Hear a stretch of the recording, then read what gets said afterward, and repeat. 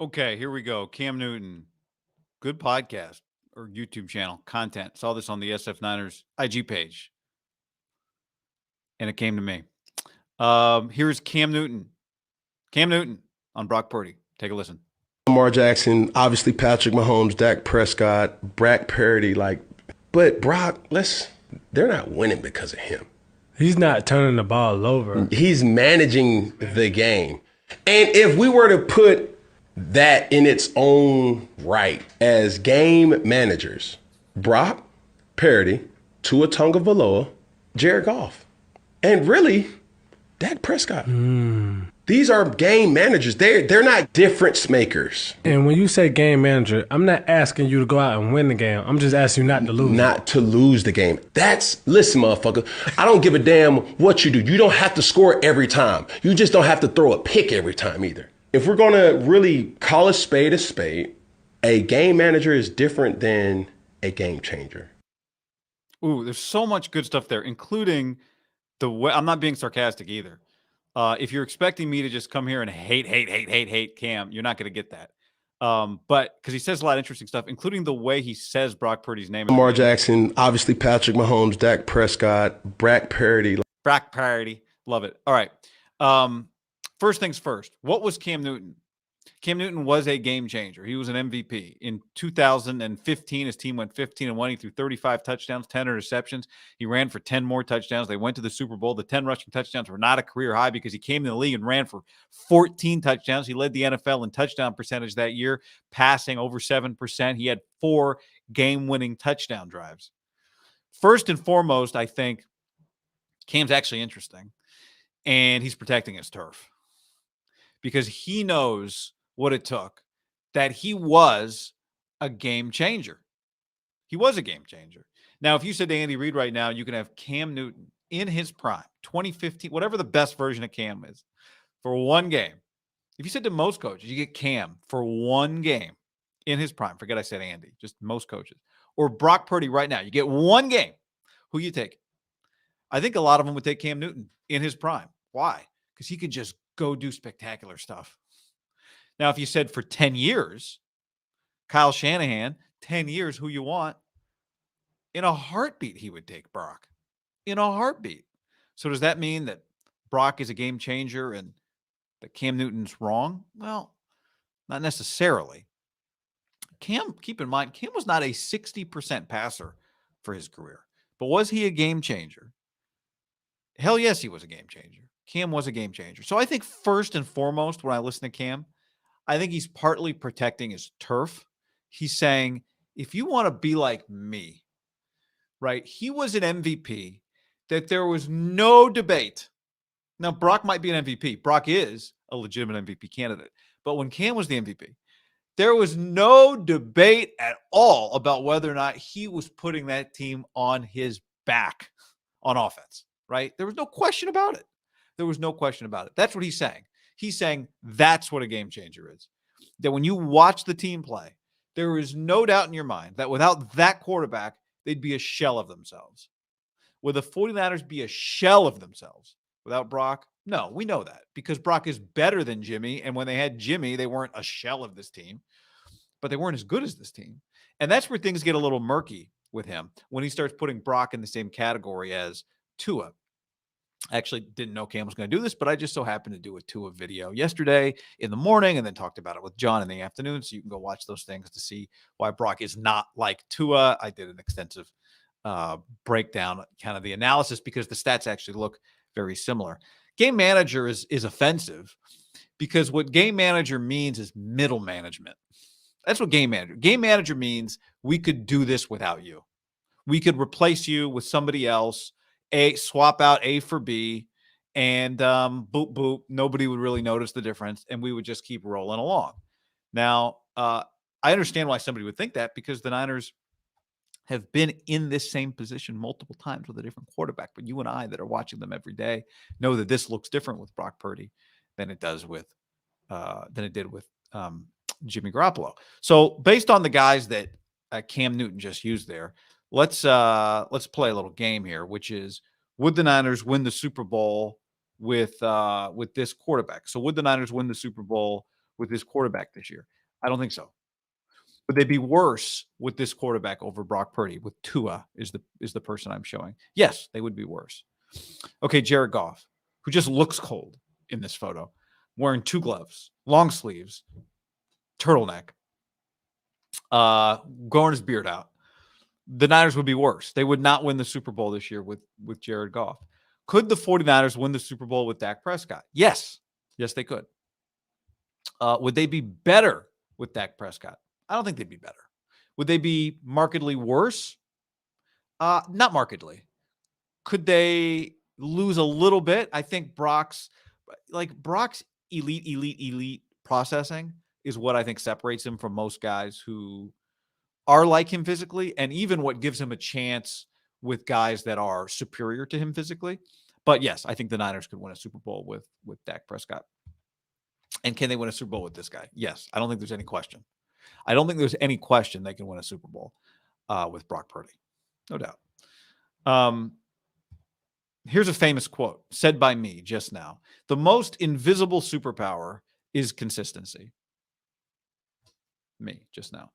The most invisible superpower is consistency. And I think so far, and this is why when people say like the argument is over, it's done, Brock has proven everything he has to prove, I go, look, I am pro Brock, but he's played, we're talking like 20 games. I'm sorry. I disagree. I saw a YouTube comment. I didn't have a chance to get back to that YouTube comment yesterday. So to that person, I didn't have a chance to type back to you, but I'll talk about it here. No NFL player has ever been properly crowned 20 games in. Plenty of guys. Well, I shouldn't say no NFL player. Let me rephrase that. Some NFL players have been properly crowned 20 games in, but far more have been improperly crowned 20 games in than have been properly crowned 20 games in, for better or worse. Not in a million years, 20 games in, would anybody have said Alex Smith is going to have the career that he had. And 20 games into Colin Kaepernick, Ron Jaworski was saying he was going to be the greatest quarterback the game had ever seen. The most invisible superpower is consistency. Cam Newton was a game changer, but ultimately in the end, 10 years in the league, he was an inconsistent passer. Okay. He was a 59.9% passer. I'm not here to shit on Cam. I actually have respect for what Cam said because he played the game at the highest level. So I'm not, you're not, if you want like, hey, come dismiss Cam, you're not getting that from me. I think people who have that experience, you should try to find the kernels of truth in what they're saying and try to look for where might a bias be, right? And I think it's fair for a guy who got into the most exclusive clubs of football, right? That's what Cam did. He got into the most exclusive clubs of football. They're going to gatekeep a little bit. And that's okay. That's fine. It doesn't bother me in the slightest. Brock's superpower is that what he does, it's not just consistency, because some guys are consistently average, and that's what a game manager is, right? That's what a good middle manager is. Like, you know, they're not great enough to be the CEO. They're a little better than the ground troop, maybe in some ways, but they're gonna manage it day to day. The person above them is gonna know what they're getting, and the person below them is gonna know what they're getting. That doesn't necessarily that does help you win championships, just not from your most premium positions. Your most premium positions cannot repeatedly just be middle management, just middle managers throughout the whole company and have you win.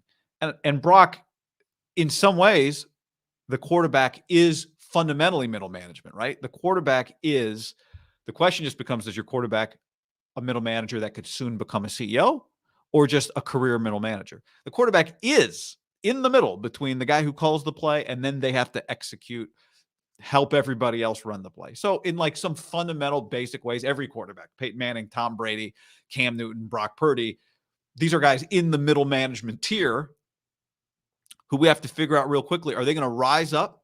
Coach is the CEO. Tom Brady became CEO next to Bill Belichick, right? Peyton Manning was kind of CEO eventually or pretty quickly over the coach. Peyton's an outlier, but it was Breeze and Peyton, right? It was Montana and Walsh.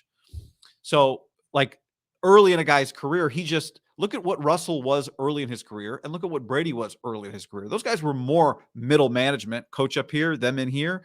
Let's go help everybody do their job, right? And then they became equals. They became CFO and CEO or whatever. And I think 20 games in, it's really hard to be CEO. It's really hard. But I think Brock does CEO level things. And I think the thing that gets you there, the thing that every career lacks that burns out, is the consistency. Hitting 7 home runs in a month, a lot of guys have done that. Doesn't mean they hit 500.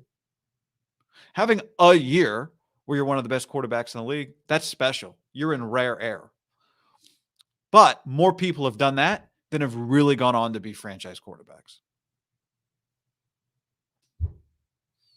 So all of that is to say, Brock's superpower is not the most obvious one.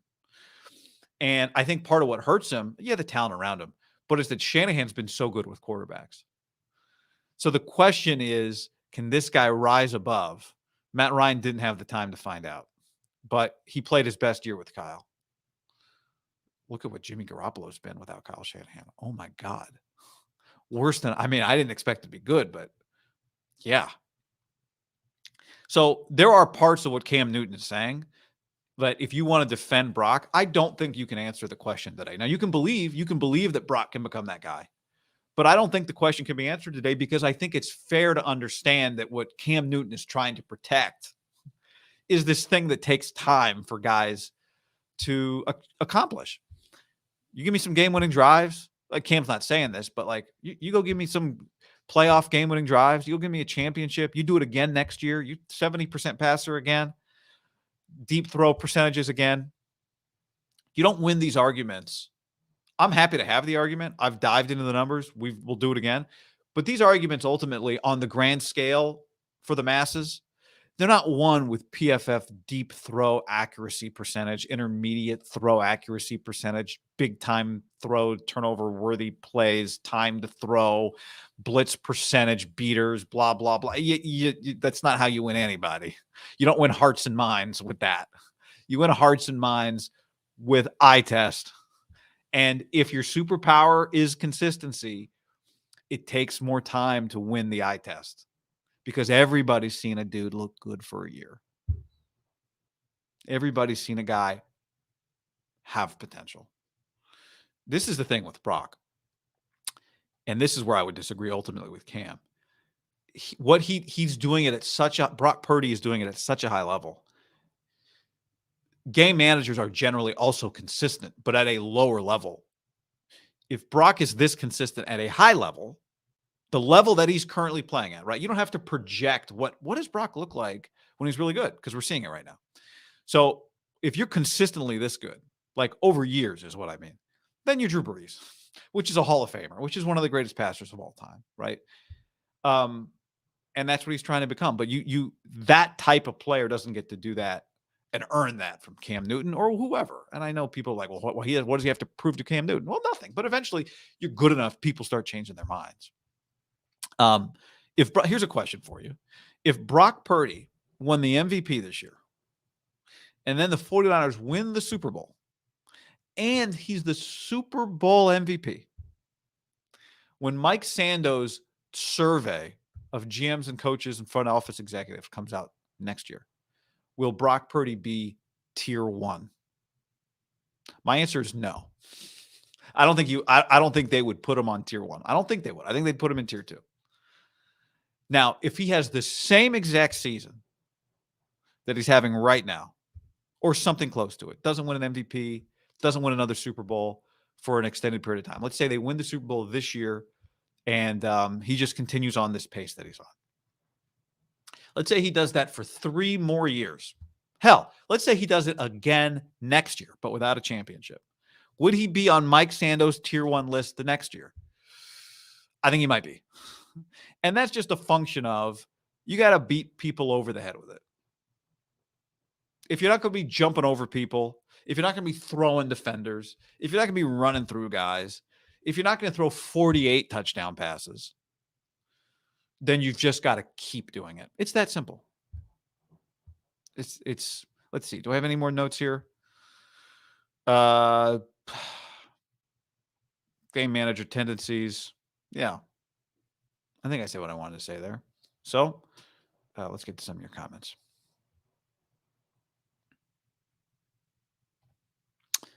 Everyone has an opinion and has a right to say what they want to say, I guess. I mean, everybody does have an opinion.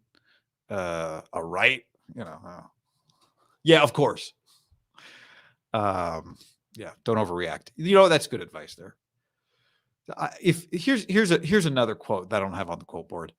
Don't be offended today. You'd rather be on the offense than offended. Lee, Andy Reid has a system. Is Mahomes no good? Mahomes is good.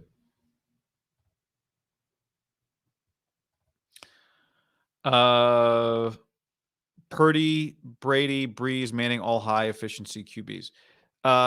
Yeah, I mean, those guys did it for Hall of Fame careers. So I'm not putting Purdy in the same sentence as them. When you do it for a season, we compare it to other dudes who did it for a season, and we try to project whether or not you can do it permanently. When you do it over your career, then you get to be in the category of guys that did it for their career. Cosmo, didn't Cam Newton use a thumbnail with himself in a Niner jersey? I don't know. Did he? When? I did. There was a comment here earlier said Cam's mad because there's 150. This is the year of 150 backups and nobody's called. I'd be a little annoyed too. But I saw his answer to somebody. Was it on PFT maybe, where he said like, and it was he said basically, you can't just bring me in. That's uncomfortable for a starter. Okay. There's some truth to that, but also an established starter, I don't think would be too concerned. Mike, I assert that if Harbaugh had allowed Alex Smith to return as the starter instead of going with the hot-handed Kaepernick, the Niners would have beaten the Ravens. Kaepernick was obviously not mature enough. I thought that Jim Harbaugh did the right thing, and I thought it proved out to be the right thing. I thought the team got better. I supported that. Big Alex Smith fan here, but I was in favor of replacing Alex at the time. I thought it was silly to argue about whether or not you can be replaced due to injury. Right? A lot of people are like, you can't be replaced due to injury. That argument still makes no sense to me. Like none. No sense. If you have two cars and one of them breaks down and you start driving the other car, and then you take that car to the shop and you fix it, but in the meantime, driving the new car, you enjoy driving the new car and you don't go back to the old car, you don't feel bad for the old car. Well, I got to go back to the old car, even though my second car is actually, it turns out I like the fuel efficiency and the comfort's fine, and it's more reliable, and I feel like it's a little faster. But I got to drive the old car because I can't replace, the old car. The only reason I'm driving the new car is because the old car had a broken axle, carburetor, or regulator. So I got to go back to nobody would say that. Nobody would act that way. That never made any sense to me. It still doesn't make any sense. Can you be replaced because of injury? Huh? What? What do you mean? Yes, of course you can be replaced because of injury. Anyway, that's not what you asked or said, but this was that comment earlier. Yeah, I mean, again, I think a lot of this goes back to there's the feeling is that Brock gets disrespected because he was picked 262. Which, of course, I also think Tua was picked 5 and looks like Brock and was drafted ahead of Herbert, who looks like Cam. And people are like, immediately, oops, right? And if you could do it today I think you would take Herbert over Tua. But like at some point, if Tua just keeps playing like this for 5 years and Herbert keeps winning nothing and getting hurt, and I love Herbert, then at some point people go, oh, well, maybe it wasn't that obvious. But so my point is, I think if Brock had been drafted 5th instead of 262nd, that it still wouldn't be easy for everybody to just accept that he's a very good quarterback or an MVP candidate, or that, I forget exactly there was one part of what Cam said I just remembered I wanted to react to, which is to say, remove members of this 49ers team one at a time, and then decide if any one of those guys you would rather have than Brock. Like if you said, okay, one of these two guys is getting hurt, Debo or Brock. It's like, God, well, when Debo got hurt, they stopped winning. But as somebody who was arm up intrigued with Darnold, could you just take Brock away and replace him with Darnold and be confident to keep rolling? No. All right, so you got to stick with Brock. All right, how about McCaffrey? Do you want to take McCaffrey off this team? Hell no, I don't want McCaffrey. All right, well, would you rather take Brock away? Ugh. Well, okay, I got Brock. I still got Debo. You still Elijah, Mason. All right, Kittle, Ayuk. Okay, all right. Yeah, I got to stick with Brock. So, like when you go through it that way, that's where I think it's a little bit different. Now, I mean, would you say the same thing with Mike White and Tua? I don't know. Like maybe the quarterback position is so important that that's not a good way to go through it because you would always pick the quarterback, but. Pablito, didn't they not run the ball at the end of the Super Bowl? That game was winnable with Cap. Look. Here's what I'm predicting is going to happen in the. This is going to get to this answer. What I'm predicting is going to happen in the college football playoff. Washington is going to have a month to prepare for Texas. Kalen DeBoer is one of the best coaches in the country, and he's proven already to be a fantastic big game coach. So he's going to beat Texas, and he's going to beat Sark. Michigan and Alabama play in the other game. Alabama's going to win that game. And the reason Alabama's going to win that game is because when you give two coaches a month to prepare, Nick Saban is going to come up with better stuff to do in that month and have his team more prepared than Jim Harbaugh is going to have.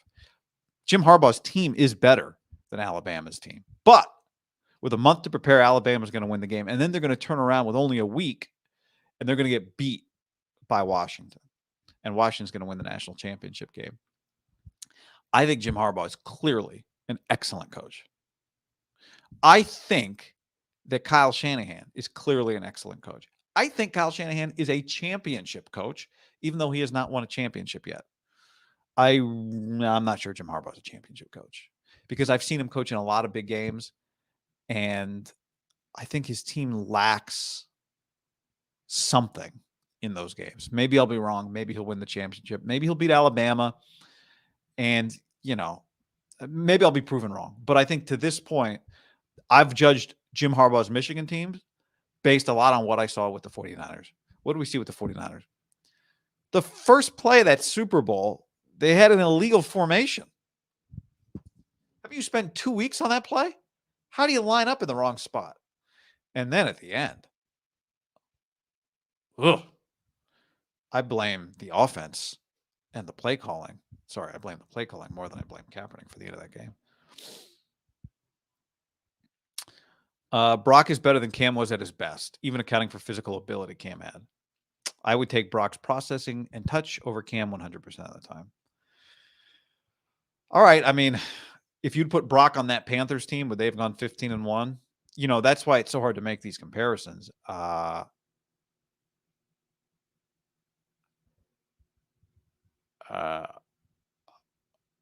I think it's pretty hard to have that comparison. But I don't think there's any question that what Brock is doing looks more sustainable. I don't know. I find it kind of weird to call Cam out his name for having the conversation that literally everyone is having right now. Everybody's having this conversation right now. And my opinion on it is that I value Cam's opinion on it. I don't even agree with him. Yeah. So Pablito, I think you and I are on the same page. Like, that's Cam Newton. Like, I want to hear what Cam Newton has to say. And I respect Cam Newton's opinion. Let's talk about it. That's what this whole thing is about. Let's talk about it. Do I think he's right? Do I think he's wrong? Do I like his hat? Robbie, they're not as good as I was in 2015 is really all he's saying. Well, that's a legit argument. He put a team on his back. Like, no defensive coordinator, you didn't want to play him. I like his hat, actually. $2 from Keith Murphy, the unbeaten Debo got hurt last year, and we kept winning. Yeah, I mean, That's true. Can you win a championship without Debo? Maybe, but I wouldn't want to try.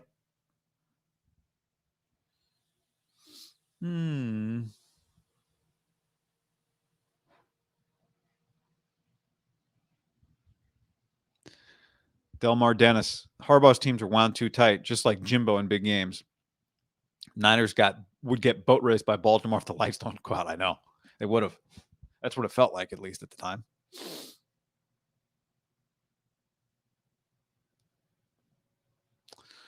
The Niners organization was a disaster from the top down. Not a single quarterback would succeed when they have 7 head coaches in the first 7 seasons with 7 offensive coordinators. It makes Alex Smith's career one of the most remarkable things that I've witnessed. I mean, before you add to the leg injury and the threat, that it threatened his life and all that stuff. Just the fact that he ended up going to Kansas City. First of all, that he had the year that he had for the Niners, and then that he went on to Kansas City, and then that he kept his career. History tells us most quarterbacks don't survive that. The guy that a lot of people I've talked to around football think was kind of like that, except it didn't happen for him, was what's his name? The Kentucky quarterback who the Browns drafted number 1 overall. I want to say Eric Crouch, but not Eric Crouch. And now I'm holding this microphone so I can't type. Tim Couch? Tim Couch? Yeah. A lot of people that I've talked, just like football guys over the years, they think that Tim Couch was going to be a guy that actually had a real shot to succeed. Could have been good in another situation. In a good situation would have been good. There are some guys who just go, well, Jamarcus, it was bad. He was whatever, but it wouldn't have worked anywhere because he wasn't ready for it, whatever. I've talked to people think Tim Couch in the right spot would have been good. This conversation should be the whiff on Lance and the hit on Purdy. That's a wild swing for the same organization. It is wild. All QBs are game managers. The question is that all they are? Great. That's deep, Mountain Cat. All QBs are game managers. The question is that all they are after this? That is very well said. Scott says the most invisible superpower is invisibility. Good quote.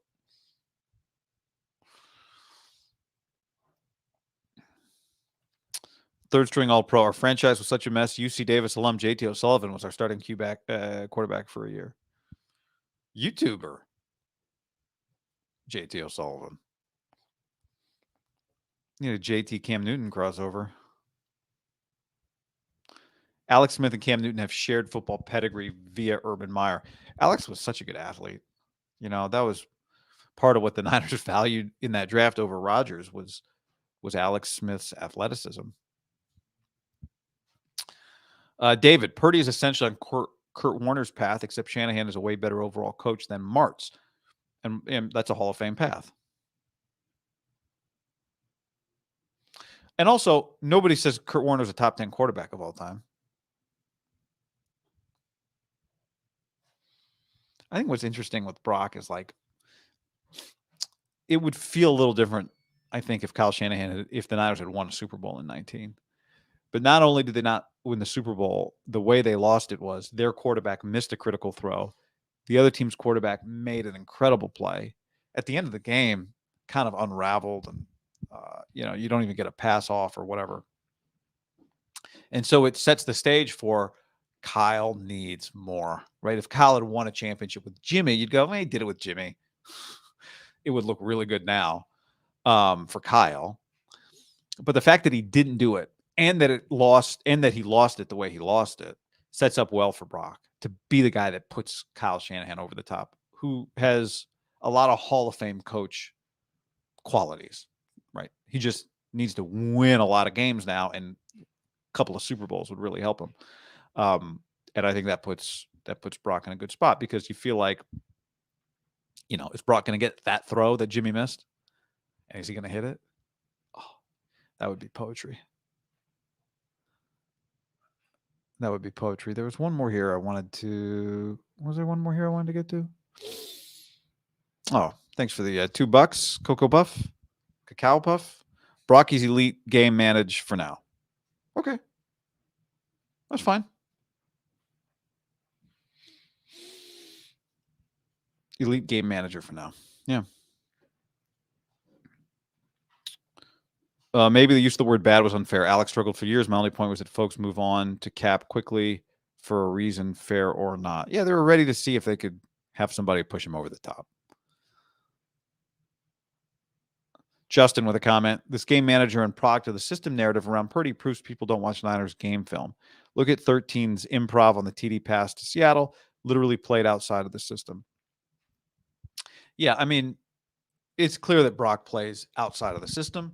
It's clear that most of what they do happens inside of the system.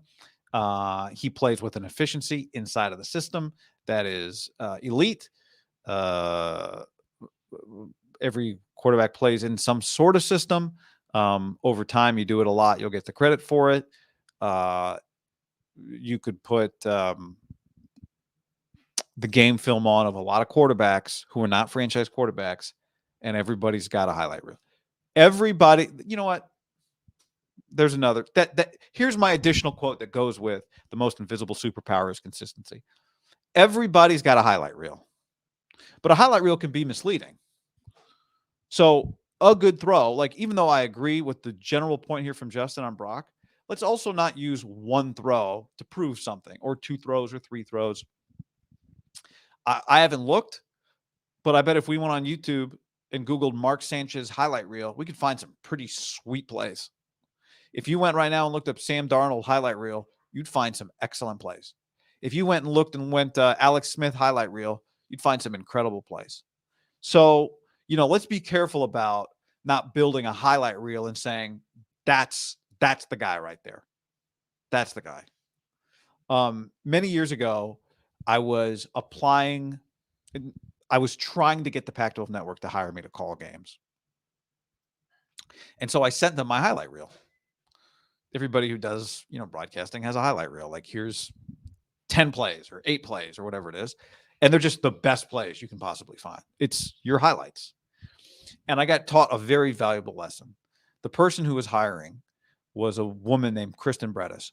And she emailed me back and she said, can you please send me the full game broadcast of a blowout? And I went, oh my God, blew my mind. That is genius. She didn't want to see my highlight reel. She wanted to see me for 2 hours do a bad game. And I was like, now that's a lesson. And it taught me this is 10 years ago, 11 years ago. It taught me a very valuable lesson that day, which is you're going to get judged from the worst to the best. But the one thing you're not going to get is any job based just on your highlights. And so now if I'm doing a game and it's a blowout, like, I am ready for a blowout. I am into that because I know that is going to be more, that's going to show more substance than a 5-play highlight reel. That's more than you asked for there, Justin, but let's not judge just on highlights either. It's about the Brock thing is, can he keep doing all the stuff he's doing, which is some of the highlights that you're talking about, but it's also just completing 70% of his passes, not turning the ball over, making touchdown throws, understanding what the purpose of his role and everybody else's role is, and then showing up and doing it over and over and over and over and over again. Guys have had great games. Guys have had great throws. Guys have had great seasons. The most invisible superpower is consistency. All right. With that note, I think that's it for that. That's all for this. Thanks for hanging. Thanks for your feedback.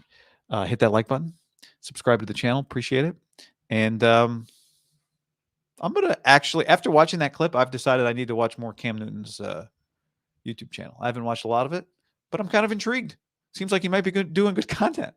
That's not sarcastic. Like, it seems like he might be doing good. I haven't been watching, so maybe some of you have, but I'm going to go check that out. Thanks for hanging, everybody. Later.